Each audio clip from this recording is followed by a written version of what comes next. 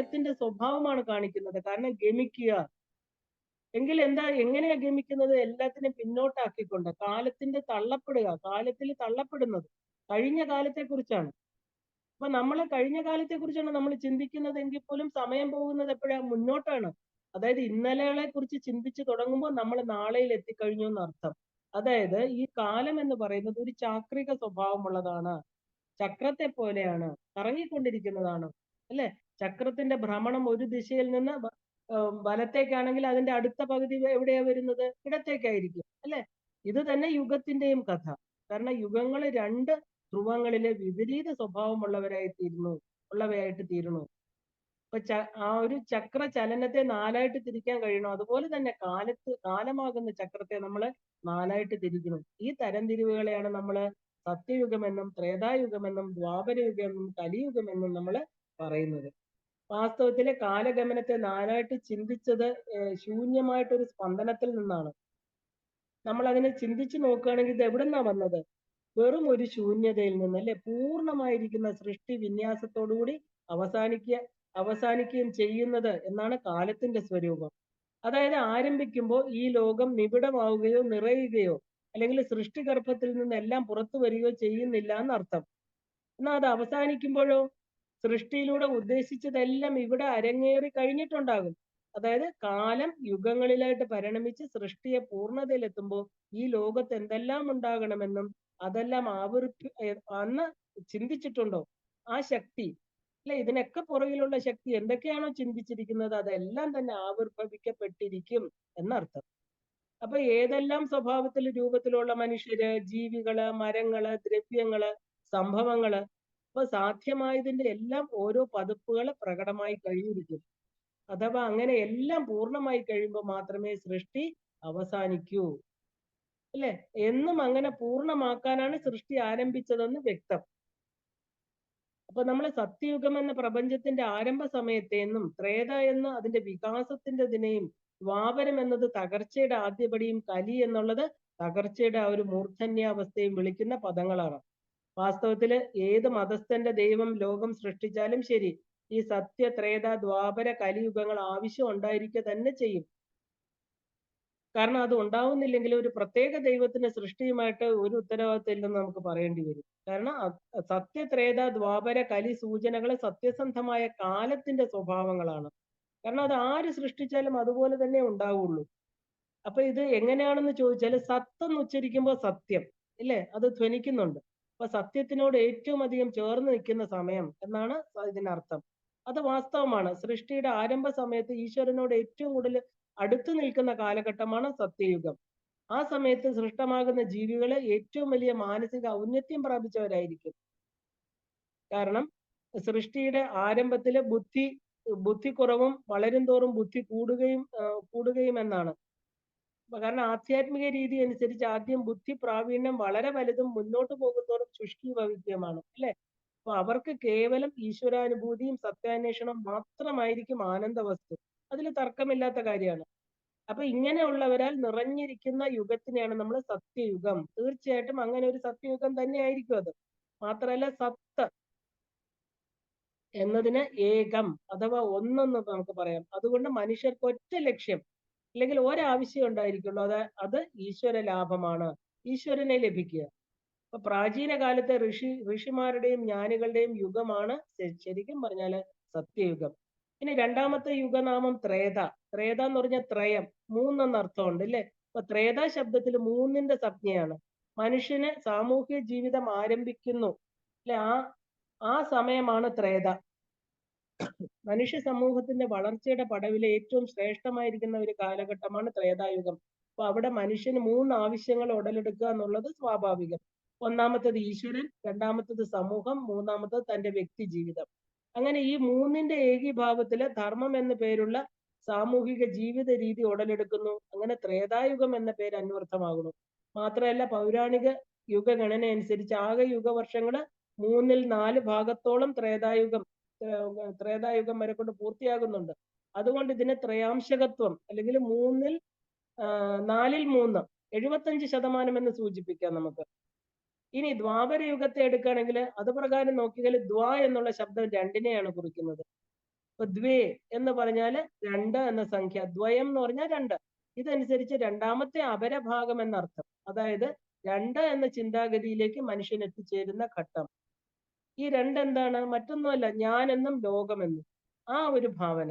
ഇവിടെ ഈശ്വരൻ എന്ന ലക്ഷ്യം കുറവായിരിക്കും. അതുകൊണ്ട് തന്നെ മനുഷ്യൻ എന്താ, ആ പരലോകത്തിന് വേണ്ടിയിട്ടുള്ള, അതായത് ആ പരലൗകികം കർമ്മങ്ങൾ അധികവും ഉപേക്ഷിച്ച് കേവലം തങ്ങളുടെ ഗുണത്തിന് വേണ്ടി ഈ ലോകത്തിൽ ഇപ്പൊ ജീവിച്ചിരിക്കുമ്പോൾ തനിക്ക് എന്തൊക്കെ കിട്ടും, അതിനുവേണ്ടി മാത്രം അവര് ജീവിക്കും. ലോകത്തിനെ സംരക്ഷിക്കാൻ ബാധ്യതപ്പെട്ട് ജീവിക്കുന്ന അവസ്ഥ. അതായത് ഇതാണ് സത്യം. ഇവിടെ നേടേണ്ടത് നേടുക. നമ്മൾ പരലോകത്തേക്കുള്ള പുണ്യം ഉണ്ടെന്ന് പോലും അവര് മറന്നു പോകും. അപ്പൊ 4-മത്തത് കലിയുഗമാണ് അല്ലെ. കല ശബ്ദം എന്താണ്? അല്പത. കല എന്ന് പറഞ്ഞാൽ വളരെ ചെറുത്. കാലത്തിലൂടെ കലയിലൂടെയാണ് നമ്മൾ എന്താ പറയാ, ശുദ്ധമായിരിക്കുന്ന ബ്രഹ്മം കലകളായിട്ട് തീർന്നിട്ടാണ് നമ്മൾ മനുഷ്യരായിട്ട് തീരുന്നത് അല്ലെ. കല എന്ന് പറഞ്ഞാൽ പീസസ്, ചെറിയ ചെറിയ കഷണങ്ങളായിട്ട് തീരുക. അല്പം. അപ്പൊ അല്പവിചാരം, അല്പായുസ്, അല്പവിവേകം, അല്പശക്തി, ഇവയുടെ സംയോഗമാണ് കലിയുഗം. അതായത് വെറും ശരീരഭോഗികൾ മാത്രമായിട്ട് അധപ്പതിക്കുകയും തങ്ങളുടെ ശരീര സുഖത്തിനപ്പുറം ലോകത്തിലെ നിലനിൽപ്പ് കൂടി നോക്കാതെ അവസ്ഥയിൽ എത്തുന്ന ഒരു കാലഘട്ടം.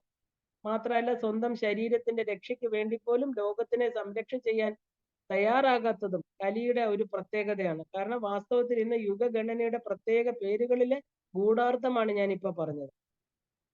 അപ്പോ ഇനി നമുക്ക് 4 പുരുഷാർത്ഥങ്ങൾ നോക്കുകയാണെങ്കിൽ ധർമ്മം, അർത്ഥം, കാമം, മോക്ഷം അല്ലെ. മോക്ഷം എന്ന ഏക പുരുഷാർത്ഥം, അതായത് ഈശ്വരന് വേണ്ടിയിട്ടുള്ള ചേർച്ചയ്ക്ക് വേണ്ടി മാത്രം താല്പര്യപ്പെട്ടിരുന്ന യുഗം, അതിനെ സത്യയുഗമായിട്ടും ധർമ്മം, അർത്ഥം, കാമം എന്നുള്ള 3 പുരുഷാർത്ഥങ്ങളെ ലക്ഷ്യമിട്ടിരുന്നപ്പോ നമ്മൾ ത്രേതായുഗമെന്നും, അർത്ഥം, കാമം എന്ന 2 പുരുഷാർത്ഥങ്ങൾ, അതായത് ധനമുണ്ടാക്കുക, സുഖിക്കുക, അത് ദ്വാപരയുഗവും കേവലം കാമം, അതായത് ആഗ്രഹവും കാമവികാരവും എന്നത് തീഷ്ണമായിട്ട് നിൽക്കുന്ന യുഗം കലിയുഗമായിട്ട് നമുക്ക് കാണാം.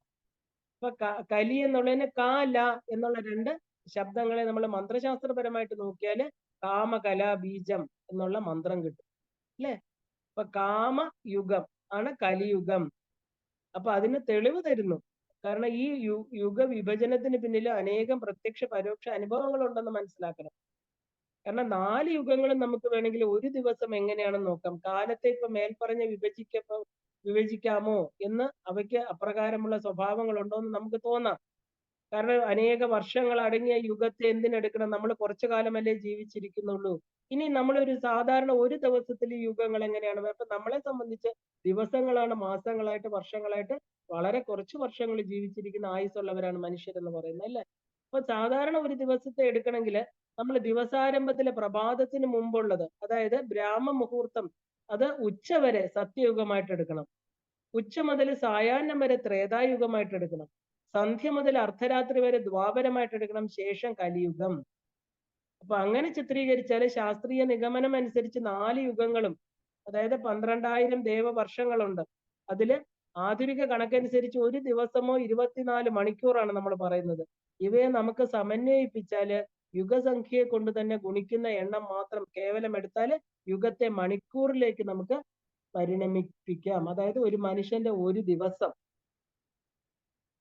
അപ്പൊ അങ്ങനെ എന്താ പറയാ, ഇതെല്ലാം തന്നെ നമ്മൾ സൂര്യന്റെ അയനങ്ങള്, അതായത് ഒരു ദിവസത്തെ സൃഷ്ടിക്കുമ്പോൾ ആ ദിവസത്തിന് തന്നെ 4 വ്യത്യസ്ത ഭാവങ്ങൾ ഉണ്ടെന്ന് പറയുന്നു. ബ്രഹ്മാണ്ടത്തിലെ ജ്യോതിസാണ് സൂര്യൻ അല്ലെ. അപ്പൊ സൂര്യനെ നമ്മൾ പ്രത്യക്ഷമായിരിക്കുന്ന ഈശ്വരൻ എന്നാ പറയുന്നത്. അപ്പൊ സൂര്യന്റെ അയനാംശം കാലചിത്രമായിട്ട് നമുക്ക് കാണാം ഒരു ദിവസത്തെ തന്നെ. കാരണം അനന്തകോടി കാലങ്ങൾ ചേർന്ന ഒരു ദിനം നമുക്ക് അങ്ങനെ എടുക്കാം. കാരണം നമ്മുടെ ആയുസ് വളരെ ചെറുതാണ്. അപ്പൊ സത്യത്രേത ദ്വാപര കലി എന്നുള്ള വ്യതിയാനങ്ങൾ ഒരു ദിവസത്തിൽ തന്നെ നമ്മൾ ചിന്തിക്കണം. ഈ കാലങ്ങളിൽ നമ്മൾ എങ്ങനെയായിരിക്കണം എന്ന് ഒരു മനുഷ്യന് വിശകലനം ചെയ്യാൻ സാധിക്കും. അപ്പോ സത്ത് എന്നാൽ പ്രപഞ്ച സൃഷ്ടിയുടെ ആദിമത്തില് ഒന്ന് മാത്രമായിട്ട് കിടന്ന ആത്മസ്വരൂപം, അതായത് ചേതന. ഇതാണ് സത്യയുഗം എന്ന് ഉദ്ദേശിച്ചിരിക്കുന്നത്. ആത്മാവ് ഗുണരഹിതമായിട്ട് പറയപ്പെടുന്നു, അല്ലെങ്കിൽ അതിവിശുദ്ധമായിരിക്കുന്ന ഗുണങ്ങളുള്ളത്. അതുകൊണ്ട് ആത്മസ്വരൂപമായിരിക്കുന്ന കാലത്തിന്റെ ആരംഭത്തിനെയും നമ്മൾ നിർഗുണമെന്നോ വിശുദ്ധ ഗുണമെന്നോ ഒക്കെ നമുക്ക് പറയാം. അടുത്തത് ത്രേതായുഗം. നിർഗുണമായിരിക്കുന്ന ആത്മാവിൽ നിന്ന് സഗുണം ഉണ്ടാകുന്നു അല്ലെ. ഗുണത്തിനെ നമ്മൾ 3ആയിട്ട് പരിണമിക്കുന്നു. നമുക്കറിയാം സാത്വികം, രാജസികം, താമസികം. അങ്ങനെ 3 ഗുണങ്ങൾ. ഇതിനെയാണ് നമ്മൾ ത്രേത, അതായത് ഗുണത്രയങ്ങൾ. ത്രേത എന്ന് പറഞ്ഞാൽ 3. ഇനി സൃഷ്ടി പ്രക്രിയയിൽ 3 ഗുണങ്ങളിൽ നിന്ന് 2 അപരതത്വങ്ങള്, ജീവനും ദേഹവും, അല്ലെങ്കിൽ ഭൂതങ്ങള്, വിഷയങ്ങള്, അഥവാ വിഷയങ്ങൾ, ഇന്ദ്രിയങ്ങൾ, എങ്ങനെ വേണമെങ്കിലും നമുക്ക് എടുക്കാം, ദ്വൈതങ്ങൾ ഉണ്ടാവുകയാണ്. ഇതിനെയാണ് നമ്മൾ അപര. എന്ന് പറഞ്ഞാൽ അപര, ദ്വാപര, അങ്ങനെ അപരത്വങ്ങള്, അപരതത്വങ്ങള്, അതായത് ദ്വൈതങ്ങളാണ് സൃഷ്ടിക്കപ്പെടുന്നത്. അപ്പൊ ഇതിനെ നമ്മൾ സൃഷ്ടിയായിട്ട് വ്യാഖ്യാനിക്കണം. ഇതിനെയാണ് നമ്മൾ ദ്വാപര യുഗം എന്ന് പറയുന്നത്.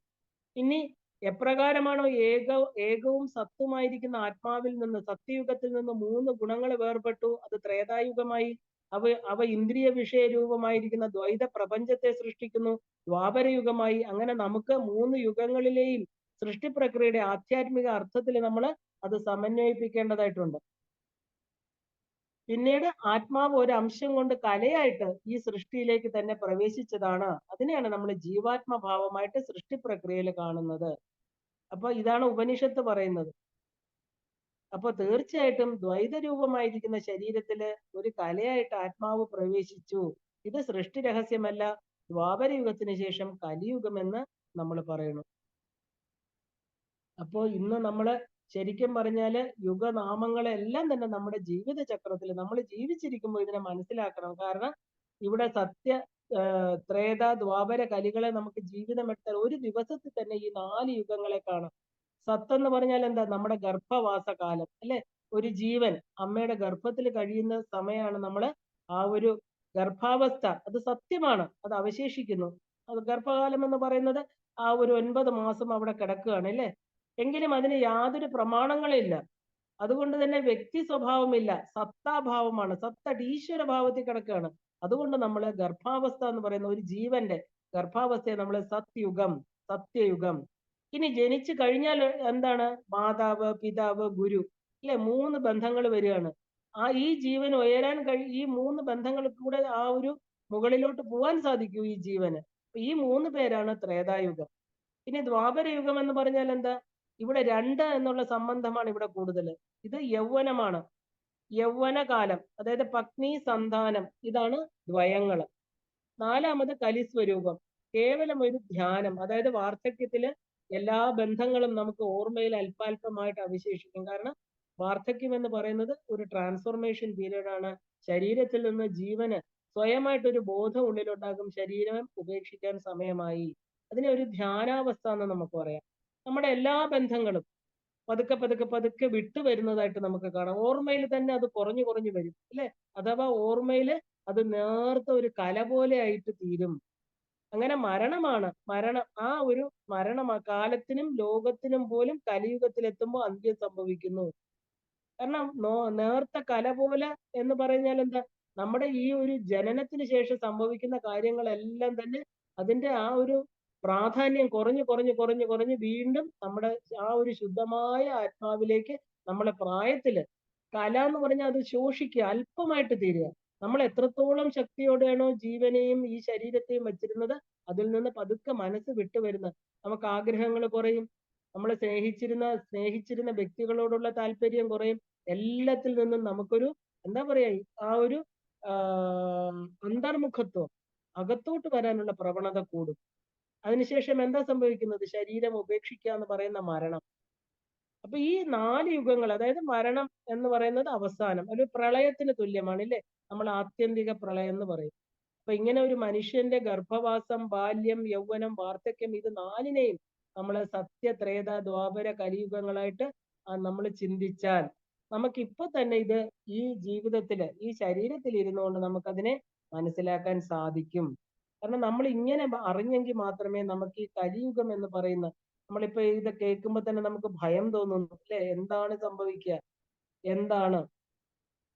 ആ ഒരു ഭീതിയില്ലാതെ നമുക്ക് വളരെ ശാന്തമായിട്ട് നമ്മുടെ ജീവിതത്തിൽ വരുന്ന സംഭവങ്ങളെ നേരിട്ട് കൊണ്ട് എന്താ പറയാ, അതിനെ അതിക്രമിച്ചു പോവാൻ സാധിക്കും. അപ്പൊ ഇനി നമുക്ക് കാലത്തിന്റെ അധിഷ്ഠാന ദേവതമാരാ ആരൊക്കെയാണെന്ന് നോക്കാം. വളരെയധികം വ്യവഹരിക്കപ്പെടുന്ന ഒരുപാട് എന്താ പറയുക, ഒരുപാട് പേര് ഡിസ്കസ് ചെയ്യുന്ന ഒരു ശബ്ദമാണ് കാലം, അല്ലെ? അത് അതിസൂക്ഷ്മമാണ്, അഗോചരമാണ്, പക്ഷെ അത് നിഷേധിക്കാൻ പറ്റാത്ത ഒന്നുമാണ്, അല്ലെ? ഇപ്പൊ കാണാൻ കഴിയാത്തതിനെ വിശ്വസിക്കാൻ കഴിയുമോ എന്ന് നമ്മൾ ചോദിക്കും. അനുഭവത്തിലൂടെ പ്രകടമാകുന്നതിന് വിശ്വസിക്കാൻ കഴിയുമില്ലേ? അപ്പൊ ആധുനിക യുഗത്തിന്റെ സർവ്വ മാനവരും പ്രത്യക്ഷവാദികളാണ്. അവര് കണ്ണ്, ചെവി, ത്വക്ക് നമ്മുടെ ജ്ഞാനേന്ദ്രിയങ്ങളിലൂടെ ലഭിക്കുന്ന അറിവുകളെയാണ് സത്യം എന്ന് പറയുന്നത്. എന്നാൽ കാലം എന്ന അനുഭവം മേൽപ്പറഞ്ഞ ഇന്ദ്രിയങ്ങളിലൂടെ ലഭിക്കുന്നത് മാത്രമാണോ? നമ്മൾ ചിന്തിക്കണം. അപ്പൊ അല്ല, അല്ലെ? അല്ലെന്നിരിക്കലും അതിനെ നമ്മൾ തിരിച്ചറിയുന്നുണ്ട്. എല്ലാ ഇന്ദ്രിയങ്ങളും ഉള്ളവൻ മാത്രമല്ല, അന്ധനും ചെകിടനും മൂകനും എല്ലാരും കൂടി കാലത്തെ തിരിച്ചറിയുന്നുണ്ട്. കാണാൻ കഴിയാത്തതിനെ സ്വീകരിക്കാത്ത യുക്തിവാദികൾക്ക് പോലും കാലത്തെ സ്വീകരിച്ചേ മതിയാവൂ. അതുകൊണ്ടാണ് മേൽപ്പറഞ്ഞവരെല്ലാം കാലം കടന്നുപോയി, ഇല്ലെങ്കിൽ സമയം കടന്നുപോയി എന്നൊക്കെ പറയുന്നത്. അപ്പൊ ഇതിൽ നമുക്ക് അനുഭവ രൂപമായിട്ട് എടുക്കണം കാലത്തിനെ. അതായത് കാലം രേഖപ്പെടുത്തണമെങ്കിൽ ജീവനുള്ള ഒരു തത്വത്തിന്റെ ആവശ്യമുണ്ട്. ജീവൻ മാത്രം പോരാ, കാല വ്യതിയാനം തിരിച്ചറിയണമെങ്കിൽ അതിന് വിവേകം കൂടെ ആവശ്യമുണ്ട്, അല്ലെ? ഇപ്പൊ പ്രപഞ്ചത്തില് ജഡപദാർത്ഥങ്ങൾ മാത്രമേ ഉണ്ടായിരുന്നുള്ളൂ എങ്കിൽ കാലത്തെ തിരിച്ചറിയില്ല നമ്മള്. ഇപ്പൊ പശു, പക്ഷി, മൃഗാദികൾ മാത്രമായിരുന്നെങ്കിലോ നമുക്ക് പ്രപഞ്ചത്തെ ഒരു ശക്തി, ആ പ്രപഞ്ചത്തില് മാറ്റങ്ങൾ സംഭവിപ്പിക്കുന്ന ശക്തമായിരിക്കുന്ന കാലത്തെ തിരിച്ചറിയാൻ സാധ്യമല്ല. എന്നാൽ കാലത്തിനെ തിരിച്ചറിയാൻ മനുഷ്യൻ തന്നെ വേണ്ടി വന്നു. കാരണം ചുരുക്കത്തിലെ പ്രകൃതിയിലെ ഓരോ സൃഷ്ടിക്കും ലക്ഷ്യമുണ്ട് എന്നതുപോലെ മനുഷ്യ സൃഷ്ടി എന്നത് കാലത്തെ തിരിച്ചറിയാനായിരിക്കില്ലേ ഈശ്വരൻ സൃഷ്ടിച്ചതെന്ന് നമുക്ക് വിചാരിക്കാം, അല്ലെ? നമ്മൾ ചിന്തിക്കുന്നതിൽ തെറ്റില്ല. വിവേക ശക്തിക്ക് മാത്രം തിരിച്ചറിയാവുന്നതാണ് കാലം. അത് തെളിഞ്ഞാല് ഇത് നിഷേധിക്കാൻ ആർക്കും സാധ്യമല്ല. അപ്പൊ മറ്റൊരു ചോദ്യമുണ്ട്, മനുഷ്യൻ ഈ കാലത്തെ തിരിച്ചറിഞ്ഞ മാനദണ്ഡം ഏതാണ്? അല്ലെ? അനേകം മാനദണ്ഡങ്ങളെ ചൂണ്ടിക്കാണിക്കാം നമുക്ക്. സൂര്യചന്ദ്രാദികളുടെ ചലനം, ഋതുക്കളുടെ പ്രവാഹം, ശരീരത്തിന്റെ തളർച്ച, വളർച്ചകള്, സുഖദുഃഖങ്ങള്, മറ്റ് അനുഭൂതികൾ, ഇതെല്ലാം നമുക്ക് പറയാം. പക്ഷെ എന്നാൽ അല്പം കൂടി ശ്രദ്ധയോടെ ചിന്തിക്കുന്ന ഒരാൾക്ക് മനസ്സിലാക്കാം, മേൽപ്പറഞ്ഞ ദൃശ്യങ്ങളോ ശബ്ദങ്ങളോ ഒന്നുമല്ല കാലത്തിന്റെ ശരിയായിട്ടുള്ള പ്രതിരൂപം, മറിച്ച് അവയെല്ലാം തന്നെ കാലം എന്ന അലൗകിക ശക്തിയുടെ പ്രേരണ കൊണ്ട് സംഭവിക്കുന്ന ചില മാറ്റങ്ങൾ മാത്രമാണ്. അപ്പൊ കാലശക്തി മാറ്റങ്ങൾക്ക് അതീതമായിട്ട് നിലകൊള്ളുന്നു. എല്ലാറ്റിനെയും മാറ്റിമറിക്കാൻ കഴിവുള്ള മറ്റൊരു ശക്തിയാണ്. ഒരുപക്ഷെ ഈ വിചാരമുള്ളവനെ മാത്രമേ വിവേകി എന്ന് പറയാൻ സാധിക്കൂ നമുക്ക്. അല്ലാത്തവരൊക്കെ ഭൂമിയിൽ കറങ്ങിക്കൊണ്ടിരിക്കുന്നു, കാലം നീങ്ങി എന്ന് ചിന്തിക്കുന്നവരായിരിക്കാം. പക്ഷെ കാലപ്രഭാവം കൊണ്ട് ഭൂമിയിൽ കറങ്ങുന്നു എന്ന ആ ഒരു ചിന്താ സരണിയാണ് വിവേകിയുടെ പാത എന്ന് പറയുന്നത്. ശരിക്കും ഈ ചിന്ത ആരംഭിക്കുന്നതും അവസാനിക്കുന്നതും കാലത്തിന് ഉപരിയായിട്ടുള്ള മറ്റൊരു ശക്തി സങ്കല്പത്തിലാണ്. ഈ ശക്തിയാണ് നമ്മൾ ഈശ്വരൻ എന്ന് വിളിക്കുന്നത്. വേദശാസ്ത്ര പുരാണങ്ങളിലെല്ലാം തന്നെ ഇതിനെ വിളിക്കുന്ന പേരാണ് കാലപുരുഷൻ. അപ്പൊ സൂക്ഷ്മവും അഗോചരവുമായിരിക്കുന്ന കാലത്തിന്റെ ശക്തി,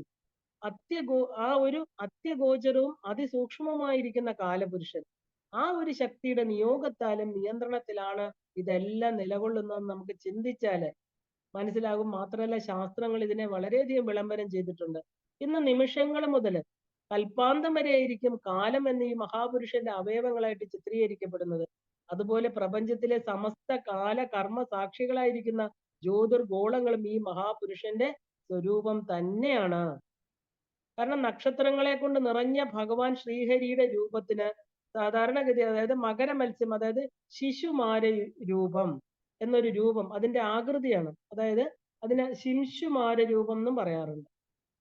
കാരണം ഇതിന്റെ വാലറ്റത്ത് ധ്രുവൻ, അതായത് ധ്രുവ നക്ഷത്രം അല്ലെങ്കിൽ ധ്രുവ ലോകം സ്ഥിതി ചെയ്യുന്നു എന്ന് പറയണു. ധ്രുവൻ നിന്നിടത്ത് നിന്ന് തിരിഞ്ഞുകൊണ്ട് സൂര്യൻ, ചന്ദ്രൻ തുടങ്ങിയ എല്ലാ ഗ്രഹങ്ങളെയും ചുറ്റി തിരിച്ചുകൊണ്ടിരിക്കുന്നു എന്നും പറയുന്നുണ്ട്. അപ്പൊ നക്ഷത്രമണ്ഡലവും ഇതിനോടൊപ്പം ചുറ്റിക്കൊണ്ടിരിക്കുന്നു. ഇപ്പൊ ശ്രീമദ് ഭാഗവത പുരാണം പഞ്ചമസ്കന്ധം 23-ാം അധ്യായത്തിൽ പറയുന്നത് എന്താണ്? കുണ്ടലിനി രൂപമായിരിക്കുന്ന ഇതിന്റെ വാലറ്റത്ത് ധ്രുവൻ നിൽക്കുന്നു. ഇതിന്റെ മുഖം താഴത്തേക്കാണ്. വാലിന്റെ മധ്യഭാഗത്ത് പ്രജാപതിയും അഗ്നിയും ഇന്ദ്രനും ധർമ്മനുമുണ്ട്. വാലിന്റെ ചുവട്ടിൽ ധാതാവും വിധാതാവുമുണ്ട്. അതിന്റെ അരക്കെട്ടിൽ സപ്തർഷികളുണ്ട്. ഇതിനെ നമ്മള് ശിശുമാര രൂപം, അതായത് വലതുവശത്തേക്ക് വളഞ്ഞിരിക്കുന്നു എന്ന് പറയുന്നു. ഒരു ഡോൾഫിനെ പോലെയാണ് ഇതിരിക്കുന്നത്. ഈ സ്ഥിതിയില് ഉത്തരായനത്തിലെ 14 നക്ഷത്രങ്ങൾ സ്ഥിതി ചെയ്യുന്നു. ഇടതുവശത്ത് ദക്ഷിണായനത്തിലെ 14 നക്ഷത്രങ്ങൾ സ്ഥിതി ചെയ്യുന്നു. ഇതിന്റെ പൃഷ്ഠഭാഗത്ത് അജവീതിയും ഉദരത്തില് ആകാശഗംഗയുമുണ്ട്. വളരെ വളരെ പ്രധാനപ്പെട്ട, വളരെ ഗോപ്യമായിരിക്കുന്ന ഭഗവാന്റെ രൂപമാണ് ഈ ശിംശുമാര രൂപം എന്ന് പറയുന്നത്. അങ്ങനെ തലകീഴായിട്ട് കിടക്കുന്ന ഒരു മകര മത്സ്യത്തിന്റെ രൂപമാണിതിന്. ഈ രണ്ട് ചിത്രങ്ങൾ നമ്മൾ നോക്കുകയാണെങ്കിലും നമുക്ക് ഒരു ജിജ്ഞാസുവിനെ സംബന്ധിച്ച് ഇത് വളരെ സന്തോഷം തരും. കാരണം എന്താ? ദൈവദത്തമായിരിക്കുന്ന ഒരു സാത്വിക ബുദ്ധി കൊണ്ടേ നമുക്ക് ഇതിനെ അറിയാൻ പറ്റുള്ളൂ. കാലവും ലോകവും എന്നുള്ള പരസ്പര സംബന്ധമാണ് ഈ ശിംശുമാര ചിത്രത്തില്, അതായത് ശിംശുമാര ചക്രത്തിലുള്ളതെന്ന് മനസ്സിലാക്കാം. കാരണം ഈ അത്യന്താധുനിക ശാസ്ത്രത്തിൽ വളരെ വളരെ സൂക്ഷ്മദർശിനി കൊണ്ട് മാത്രം കണ്ടെത്തുന്ന താരാപഥ സ്വരൂപം ആ ഋഷീശ്വരന്മാർക്ക് പ്രത്യക്ഷമായത് തുറന്ന കണ്ണുകൾക്ക് മുമ്പിലല്ല, പക്ഷെ അവരുടെ ധ്യാനത്തിൽ, അവരുടെ അടഞ്ഞ കണ്ണുകൾക്ക് മുമ്പിലാണ്. അവരുടെ ധ്യാന നേത്രങ്ങൾ ഇത് കണ്ടുപിടിച്ചിരുന്നു. വാസ്തവത്തിലെ കാലത്തെയും ലോകത്തെയും സമന്വയിപ്പിക്കുന്ന കാലപുരുഷ സ്വരൂപം ഇതാണ്. കാരണം ഇത് നമുക്ക് മനസ്സിലാവണമെങ്കിൽ ഒരു ജ്ഞാനദൃഷ്ടി കൊണ്ടൊന്നും മാത്രമേ പറ്റുള്ളൂ. കാരണം കാലസ്വരൂപനായിരിക്കുന്ന നാരായണൻ. കാരണം ഈ ചിത്രം, ഈ ശിംശുമാര രൂപം എന്ന് പറയുന്നത് വളരെ വളരെ എന്താ പറയാ, ഋഷിമുനിമാര് പണ്ടത്തെ കാലത്ത് പണ്ടുള്ളവരെല്ലാം തന്നെ ഈ ശിംശുമാര രൂപത്തെ ധ്യാനിക്കാറുണ്ട്. പ്രപഞ്ചമായിട്ട് ഈ കാലത്തിലൂടെ ഭഗവാൻ എങ്ങനെയാണ് ഈ കാലപുരുഷൻ കാലത്തിലൂടെ ഈ പ്രപഞ്ചത്തെ നയിക്കുന്നത്. ഇപ്പൊ മേടം മുതലുള്ള രാശികള് കാലസ്വരൂപനായിരിക്കുന്ന ജനാർദ്ദനന്റെ ശരീര അവയവങ്ങളാണെന്ന് ഹോരാശാസ്ത്രത്തിൽ പറയുന്നുണ്ട്.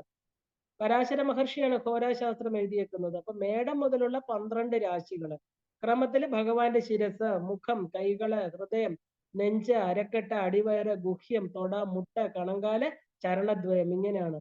ശ്രീമദ് ഭഗവത്ഗീതയിൽ ഭഗവാൻ അർജുനന് വിശ്വരൂപം കാട്ടിക്കൊടുക്കുമ്പോൾ ഉഗ്രരൂപിയായിരിക്കുന്ന അങ്ങ് ആരാണെന്ന് അർജുനന്റെ ചോദ്യത്തില് അദ്ദേഹം പറയുന്ന ഒരു വാക്ക് നമ്മൾ വളരെ ശ്രദ്ധിക്കണം. ഞാൻ കാലമാണ്. അദ്ദേഹം ഉത്തരം തരുന്ന അങ്ങനെയാണ്. മാത്രമല്ല ഞാനിപ്പോ കാലരൂപം ധരിച്ച് സംഹാര പ്രക്രിയ നടത്തിക്കൊണ്ടിരിക്കുകയാണെന്ന് ഭഗവാൻ പറയുന്നുണ്ട്. അപ്പൊ മേൽപ്പറഞ്ഞ ഈ പ്രസ്താവനകളെല്ലാം തന്നെ ഈ ശിംശുമാര ചക്രത്തിന്റെ പുരാണങ്ങളിൽ തന്നെ പറഞ്ഞിരിക്കുന്ന ആ വിരാട സ്വരൂപം എന്ന് പറഞ്ഞാൽ സത്യലോകം മുതൽ പാതാളം വരെയുള്ള 14 ലോകങ്ങള് ഭഗവാന്റെ അവയവങ്ങളായിട്ട് വരുന്നതാണ്. അപ്പൊ അതിനെ ചേർത്ത് നമ്മൾ പരിശോധിച്ചാൽ ഒരു കാര്യം നമുക്ക് വ്യക്തമാകും. കാലം തന്നെയാണ് ലോകം എന്ന് പറയുന്നത്, ലോകം തന്നെയാണ് കാലവും. അപ്പൊ അത് തന്നെയാണ് ഈശ്വരനും. അപ്പൊ കാലം, ലോകം, ഈശ്വരൻ, ഈ തൃത്വങ്ങൾ എപ്പോഴും ഉണ്ടായിരിക്കും. അപ്പോൾ അഥവാ ലോകം എന്താ പറയാ അസ്തിത്വപ്പെടുന്നു എന്ന് തോന്നുന്നത് ഈ ത്രിമാനതയുള്ള മുഖ്യ ഘടകമാണെങ്കിൽ കാലം, ലോകം, ഈശ്വരൻ എന്നുള്ളത് ഈ തൃത്വങ്ങളെ കൂടി പരിഗണിച്ചേ നമുക്ക് മതിയാവുള്ളൂ. കാരണം രണ്ടെണ്ണം അറിയപ്പെട്ടാൽ വാസ്തവത്തിൽ മൂന്നാമത്തേതുണ്ട്, അതില്ലാതെ വരില്ല അല്ലെ. ഉദാഹരണത്തിന് നമ്മൾ ഭൂതകാലം, വർത്തമാനകാലം എന്നത് ഇത് രണ്ടും നമുക്ക് പ്രത്യക്ഷമാണെങ്കിൽ ഭാവി കാലമുണ്ട്, അത് നമ്മളിനി കണ്ടിട്ടില്ല. വാസ്തവത്തിൽ അത് ഉണ്ടെന്നുള്ളത് ഉറപ്പാണ് അല്ലേ. അപ്പൊ ഭൂതവും വർത്തമാനവും അനുഭവിച്ചു കഴിഞ്ഞത് കൊണ്ട് ഇത് രണ്ടുമേ ഉള്ളൂ, ഭാവി കാലം എന്ന് ഒന്നില്ല എന്ന് പറയുന്നത് വെറും മണ്ടത്തരാണ്. മാത്രമല്ല ഒരു സമയത്തെ ഭാവി കാലമാണ് പിന്നൊരിക്കല് വർത്തമാനമായിട്ട് തീരുന്നത്. അപ്പൊ അതേ ഭാവി തന്നെയാണ് പിന്നീട് ഭൂതകാലമായിട്ട് പരിണമിക്കുന്നതെന്ന് പറയുമ്പോൾ കാലം, ലോകം, ഈശ്വരൻ, ഈ തൃത്വത്തില് നമുക്ക് ഈ ന്യായം ആരോപിക്കാം. ലോകം വളരെ പ്രത്യക്ഷമാണ്, സ്ഥൂലമാണ് ഇല്ലേ. നമുക്ക് വളരെ പെട്ടെന്ന് അത് സ്വീകരിക്കാം. അതിനെ വർത്തമാനകാലമായിട്ട് നമ്മൾ കരുതുകയാണെങ്കിൽ അതുപോലെ തന്നെ ലോകം പോലെ കാലത്തെ നമുക്ക് തിരിച്ചറിയാൻ കഴിയണം. അപ്പൊ കാലശക്തിയെ നമ്മൾ ഭൂതകാലം എന്ന് കരുതണം. ലോകത്തെക്കാൾ സൂക്ഷ്മമാണ് കാലം. അപ്പൊ വർത്തമാനത്തെക്കാൾ സൂക്ഷ്മമാണ് ഭൂതം. ഭൂതവും വർത്തമാനവും തിരിച്ചറിഞ്ഞാൽ ഭാവി തിരിച്ചറിയേണ്ടതുണ്ട്. ഭൂതത്തിനും വർത്തമാനത്തിനും നമ്മുടെ ബോധത്തില് അസ്തിത്വം ഉണ്ടെങ്കിൽ ഭാവിക്കും അസ്തിത്വം ഉള്ളതുപോലെ കാലത്തിനും ലോകത്തിനും അസ്തിത്വം നമ്മൾ കൽപ്പിക്കുകയാണെങ്കിൽ അതുകൊണ്ട് ഈശ്വരനും തീർച്ചയായിട്ടും അസ്തിത്വമുണ്ടെന്ന് കൽപ്പിച്ചേ മതിയാകൂ. കാരണം അത് വന്നു ചേർന്നിട്ടില്ലെങ്കിലും ഭാവി കാലം ഉണ്ട് അല്ലെ. അങ്ങനെ തീർച്ചപ്പെടുത്താമെങ്കിൽ എന്തുകൊണ്ട് നമുക്ക് ഈശ്വരൻ ഉണ്ടെന്ന് തീർച്ചപ്പെടുത്തിക്കൂടാ. ഉറപ്പായിട്ടും ഇതിന്റെയൊക്കെ അടിസ്ഥാന തത്വം എന്ന് പറയുന്നത് ഈശ്വര തത്വത്തിലാണ്. അപ്പൊ നമ്മൾ നേരത്തെ പറഞ്ഞ ഈ ഭാവി കാലം തന്നെയാണ് വർത്തമാനവും ഭൂതവുമായിട്ട് തീരുന്നത് അല്ലെ. അതുപോലെ ഈശ്വരൻ തന്നെയാണ് ലോകവും കാലവുമായിട്ട് തീരുന്നത്. അപ്പോൾ വർത്തമാന കാലം ഉണ്ടെങ്കിലും അപ്പോഴൊക്കെ ഭൂതകാലവും ഭാവി കാലവും ഒരേ സമയം അസ്തിത്വപ്പെടുമെങ്കിൽ നമുക്ക് ലോകമുണ്ടോ, അപ്പൊ നമുക്ക് കാലവും ഉണ്ട് അല്ലേ. എപ്പോ കാലവും ലോകവും ഉണ്ടോ അപ്പൊ ഈശ്വരനും ഉണ്ട്. ഇത് മൂന്നും ഒരേ സമയത്ത് നമുക്ക് ഉണ്ടെന്ന് അനുമാനിക്കേണ്ടിയിരിക്കുന്നു. ഇതൊരു അസാമാന്യ തത്വശാസ്ത്രമൊന്നുമല്ല, വളരെ സാധാരണമായിട്ടുള്ള ബുദ്ധിയിൽ നമ്മൾ ആലോചിച്ച തെളിയുന്ന സത്യമാണ്. ഇതിനെ നമ്മൾ മനസ്സിലാക്കണം. ഇത് മനസ്സിലാക്കിയെങ്കിൽ മാത്രമേ നമുക്ക് ഈ പ്രകൃതി നിയമം മനസ്സിലാവുള്ളൂ. ഈ ചെറിയ കാര്യം പോലും മനസ്സിലാക്കണമെങ്കിൽ എന്ത് വേണം, വലിയൊരു കഴിവ് മനുഷ്യനുണ്ടായിരിക്കണം. ആ വലിയൊരു കഴിവ്, അതായത് നേർബുദ്ധി, ഈശ്വരനിലുള്ള ആ ഒരു എന്താ പറയാ അടിയുറച്ച വിശ്വാസം, അതിന് എളിമയും പക്വതയും ആ നിർമ്മല വിചാരവും നമുക്കുണ്ടാകണം.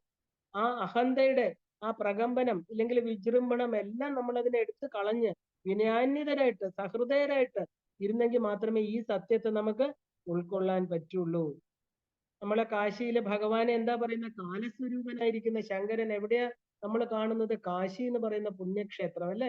കാശിയിലെ ഭഗവാൻ എന്താ?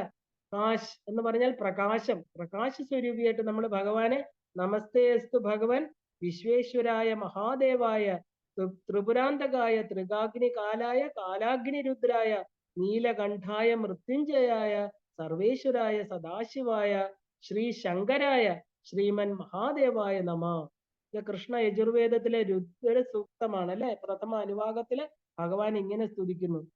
ഇപ്പൊ കാലൻ അല്ലെ, കാലകാലൻ, കാലാന്തകൻ, മഹാകാലൻ അല്ലെ, സനാതന തത്വ സംഹിതയുടെ പൗരുഷം മുഴുവനും ആവാഹിച്ചെടുത്ത ദേവതാ സങ്കല്പമാണ് ഭഗവാൻ ശിവൻ.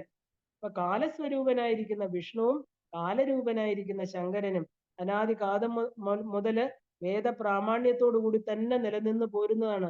എങ്കിലും ഈ രണ്ട് സങ്കല്പം തമ്മില് പൗരാണിക ഭാഷയിൽ ചെറിയ വ്യത്യാസങ്ങൾ നമുക്ക് പറയാം. കാരണം കാലസ്വരൂപിയാണെങ്കിലും ഭഗവാൻ വിഷ്ണു ആരാണ്? തേജോമയമാണ്, സുന്ദരനാണ്, സൗമ്യനാണ്. എന്നാൽ കാലസ്വരൂപനായിരിക്കുന്ന ശിവനോ വിലക്ഷണനാണ്, ഉഗ്രമാണ്, ഭയങ്കരതയാണ് അല്ലെ. രണ്ടാമത് നോക്കുകയാണെങ്കിൽ സാത്വികതയുടെ നിറമാണ് വെള്ള. രക്ഷയാണ് സാത്വികത എന്ന് പറയുന്നതിന്റെ സ്വഭാവം. തമോ ഗുണം എന്നതാണ് ശിക്ഷണം. അപ്പൊ ഇതിന്റെ നിറം കറുപ്പാണ് അല്ലെ. അപ്പൊ സത്വപ്രധാനൻ വിഷ്ണുവും തമോ പ്രധാനൻ രുദ്രനാണെന്ന് പറയുന്നു. എങ്കിലും സത്വപ്രധാനനായിരിക്കുന്ന വിഷ്ണു ആകട്ടെ തമോ ഗുണത്തിന്റെ ഇരുണ്ട നിറമാണ് സ്വീകരിച്ചിരിക്കുന്നത്. അപ്പൊ തമോ പ്രഭാവമുള്ള ശിവന്റെ നിറം സാത്വിക ഗുണത്തിൻ്റെതായിട്ടുള്ള വെളുപ്പ്. അപ്പൊ പുരാണ ദർശനം അനുസരിച്ച് വിഷ്ണു കറുപ്പ് നിറമുള്ള ഉള്ളവൻ ഇല്ലേ, ശ്യാമകോമള വർണ്ണൻ. ശങ്കരൻ എന്ന് പറഞ്ഞ വെളുപ്പ് നിറമുള്ള ഗൗരൻ അല്ലെ, വെളുത്ത നിറമാണ് ശിവന്. അപ്പൊ ലോകത്തിന്റെ സംരക്ഷകനായിരിക്കുന്ന ഭഗവാൻ വിഷ്ണുവിന് അന്തിമ സംഹാരത്തിൽ നേരിട്ട് പ്രത്യക്ഷപ്പെടുന്നില്ല എന്നർത്ഥം. എന്നാൽ സൃഷ്ടിയിൽ ഉടനീളം ഒരു രക്ഷാധിപനായിരിക്കുന്ന അദ്ദേഹം ദുഷ്ടശക്തികളെ സംഹരിച്ചുകൊണ്ടേയിരിക്കുന്നു. എന്നാൽ സംഹാരാധിപനായിരിക്കുന്ന ശങ്കരൻ സൃഷ്ടിയുടെ അന്ത്യത്തിൽ മാത്രം, അതായത് സംഹാര സ്വരൂപം പ്രദർശിപ്പിച്ചു കൊണ്ടുവരുന്നു. അപ്പൊ അതെന്താണ്? അല്ലാത്തപ്പോ അദ്ദേഹം അനുഗ്രഹ സ്വരൂപമാണ് അല്ലെ. അപ്പൊ കാലത്തിന്റെ മഹത്തായ സ്വരൂപം ധരിച്ച ഭഗവാൻ നാരായണൻ രുദ്രനെ കൂടെ സൃഷ്ടിയിലേക്ക് ആവിർഭവിപ്പിക്കുന്നുവെന്നും സംഹാര സ്വരൂപനാകുന്ന മഹാരുദ്രൻ കാലരൂപമായിരിക്കുന്ന വിഷ്ണുവിനെ കൂടെ സംഹരിക്കുന്ന കാലാന്തകനായിരിക്കുന്ന മഹാകാലനാക്കി തീർക്കുന്നു എന്നും പറയുന്നു. കഴിഞ്ഞ കാലത്തിൽ നിന്നും വരും കാലത്തിലേക്ക് പോകുന്ന മുന്നോട്ടുള്ള കാലസ്വരൂപമാണ് വിഷ്ണു. അതായത് സൃഷ്ടിയിൽ നിന്ന് സംഹാരത്തിലേക്ക്. അപ്പൊ കാലത്തില് നിന്നും ആരംഭകാലത്തിലേക്ക് പോകുന്ന വിപരീത കാലസ്വരൂപമാണ് രുദ്രൻ. സംഹാരത്തിൽ നിന്ന് സൃഷ്ടിയിലേക്ക്. അതിനാണ് നമ്മൾ ട്രാൻസ്ഫോർമേഷൻ എന്ന് പറയുന്നത്. ഇങ്ങനെ കാലത്തിന്റെയും സൃഷ്ടി സ്ഥിതി സംഹാരങ്ങളുടെയും ശൈവ വൈഷ്ണവ തത്വങ്ങൾ നമുക്ക് മനസ്സിലാക്കണം. കാരണം ഇതെല്ലാം കാലത്തിന്റെ, അതായത് ഈശ്വരൻ ഒന്നേ ഉള്ളൂ. കാലത്തിന്റെയും സൃഷ്ടിയുടെയും സംബന്ധിക്കുന്ന കുറെ നിഗൂഢ ആശയങ്ങളാണ് ഇതെല്ലാം തന്നെ. കാലാന്തകനായിരിക്കുന്ന മഹാകാലൻ അല്ലെ. ഇപ്പൊ മാർക്കണ്ഡേയനെ രക്ഷിക്കാനാണ് ശ്രീശങ്കരൻ വന്നത്. എങ്ങനെ അദ്ദേഹം മഹാകാലനായിട്ട് വന്നത്? മാർക്കണ്ഡേയനെ രക്ഷിക്കാൻ വേണ്ടിയിട്ടാണ്. ശ്രീശങ്കരൻ മരണത്തിന്റെ അതിദേവനായിരിക്കുന്ന യമരാജനെ, കാലനെ പോലും സംഹരിച്ച പുരാണ കഥയാണ് നമ്മൾ കണ്ടിട്ടുള്ളത്. അപ്പൊ ഭക്തിയുടെ ഗഹനത വർദ്ധിപ്പിക്കാൻ, ഈശ്വരന്റെ മഹനീയ ശക്തിയെ കൂടുതൽ വാഴ്ത്താൻ ഉതകുന്ന ഒരു രസപ്രധാനമായ ഉള്ള കഥയാണിത്. അപ്പൊ ശാന്തരസത്തിലേക്ക് നമ്മൾ പരിണിതപ്പെടുത്തിയാൽ മാർക്കണ്ഡേയനെ ഇന്ന് ലോകം എന്ന അർത്ഥത്തിലും പ്രാണൻ എന്നെടുക്കുന്ന ഒരു പ്രാണൻ എടുക്കാൻ വന്ന യമരാജനെ അകാലത്തിലെത്തുന്ന കാലത്തിന്റെ വികലമായ സംഹാര ശക്തിയായിട്ട് കണ്ടാല് കാലാന്തകനായിരിക്കുന്ന ശിവനെ നമ്മൾ സമയത്തിന്റെ അതിനപ്പുറം, കാലത്തിന് പോലും സൃഷ്ടിക്ക് അപ്പുറത്ത് വിരാജിക്കുന്ന സർവശക്തിമാനായിരിക്കുന്ന ഈശ്വരനായിട്ട് കാണണം അല്ലെ. സൂര്യൻ, ചന്ദ്രൻ, അഗ്നി, ഈ മൂന്ന് ശക്തികളുടെ ആ ശക്തികളോട് വിരാജിക്കുന്ന ശങ്കരൻ മഹത്തായിരിക്കുന്ന കാലസ്വരൂപത്തെയാണ് കാണിക്കുന്നത്. എന്തിനേയും സംഹരിക്കുന്ന ഒരു അനന്ത ഊർജത്തിന്റെ പ്രതിരൂപമാണ് ഭഗവാന്റെ തിരുനെറ്റിയിലുള്ള അഗ്നി നേത്രം. ഈ നേത്രത്തിലെ തീജ്വാലയാണ് അന്ത്യത്തിലെ സ്ഥൂല സൂക്ഷ്മാദികളായിരിക്കുന്ന ഈ പ്രപഞ്ചത്തിലെ എല്ലാറ്റിനെയും സംഹരിക്കുന്നതെന്ന് അർത്ഥം. അപ്പൊ ദിഗംബരൻ, നഗ്നനായിരിക്കുന്ന, നിഷ്കളങ്കനായിരിക്കുന്ന, ശുദ്ധമായ കർപ്പൂരത്തിന്റെ നിറമുള്ള ആ ജടയും പന്നകത്തെയും ധരിച്ചിരിക്കുന്ന തൃശൂല കപാലധാരിയായിരിക്കുന്ന ഭഗവാന്റെ എല്ലാ സ്വരൂപവും ആ ഒരു പ്രതീകാത്മകമായിരിക്കുന്ന കാലത്തിന്റെ, അതായത് ലോകത്തിന്റെ ശരിയായ വിന്യാസമാണെന്ന് മനസ്സിലാക്കാം. അപ്പൊ ലോകം കാലത്തിനും, കാലം കാലനും, കാലൻ മഹാകാലനും പരസ്പരം വഴിമാറി കൊടുക്കുമ്പോൾ മറ്റൊന്നിനും വഴിമാറാതെ നിശ്ചലവും സുദൃഢവുമായി വിരാജിക്കുന്ന ഏക ശക്തി എന്നുള്ള രീതിയിൽ ഭഗവാൻ ശിവനെ നമ്മൾ കാണണം. ഏകമായിരിക്കുന്ന ശക്തി. കാലപുരുഷനായിരിക്കുന്ന വിഷ്ണുവിന്റെ ആ ശിംശുമാര ചക്രത്തിൽ പറഞ്ഞ പോലെ ശിവന്റെ ആഭൂഷണ സ്വരൂപവും മറ്റും പരസ്പരം ബന്ധമുള്ളതാണ് ആ ശിംശുമാര ചക്രത്തിലെ ആകാശഗംഗ എന്ന് നമ്മള് ആധുനിക ശാസ്ത്രം പറയുന്ന മിൽക്കി വേ ഗാലക്സി. അത് തന്നെയാണ് ശങ്കര ജടയിൽ ഒളിഞ്ഞിരിക്കുന്ന ഗംഗാദേവി എന്ന് അറിയണം. ജടയാണ് താരാപഥം, മറ്റ് ആഭൂഷണങ്ങളാണ് നവഗ്രഹങ്ങള്, അനേക കോടി ബ്രഹ്മാണ്ടങ്ങളും നക്ഷത്രങ്ങളുമാണ് അദ്ദേഹം ധരിച്ചിരിക്കുന്ന ഭസ്മധൂളിയിലെ ഓരോ കണങ്ങളും. അങ്ങനെ പ്രളയത്തിന്റെ രൂക്ഷത കൊണ്ടും ചടുലമായിരിക്കുന്ന കോപം കൊണ്ടും ആ കാലത്തിന്റെ സൗമ്യരഹിതമായിരിക്കുന്ന വശം കൂടി കാണിച്ചു തരുന്ന കാലസ്വരൂപിയായിരിക്കുന്ന ശങ്കരൻ. അദ്ദേഹം നമ്മുടെ സനാതന ഹൈന്ദവ ധർമ്മത്തിലെ സങ്കല്പമായിരിക്കുന്ന ഏറ്റവും ഉയർന്ന സങ്കല്പം ശിവസങ്കല്പമാണ് അല്ലേ? അപ്പൊ നമുക്ക് ഇന്ന് ഈ ഒരു ശിവസങ്കല്പം വെച്ച് ഇവിടെ നിർത്താം. നമുക്ക് കാളി എന്ന് പറയുന്ന കാലസ്വരൂപിണിയെ അറിയേണ്ടതായിട്ടുണ്ട്. കാലത്തിലൂടെ സഞ്ചരിച്ചെങ്കിൽ നമുക്ക് കാളി ആരാണ്, മഹാകാലന്റെ ധർമ്മപത്നിയായിരിക്കുന്ന കാളി, മഹാകാളി അല്ലെ, ആ ദേവിയെ കുറിച്ചും നമ്മൾ അറിയേണ്ടതായിട്ടുണ്ട്. ഇന്ന് ഇപ്പൊ ഇവിടെ നിർത്തുകയാണ്. നമുക്ക് വീണ്ടും കാണാം. ശ്രീമാത്രേ നമഃ.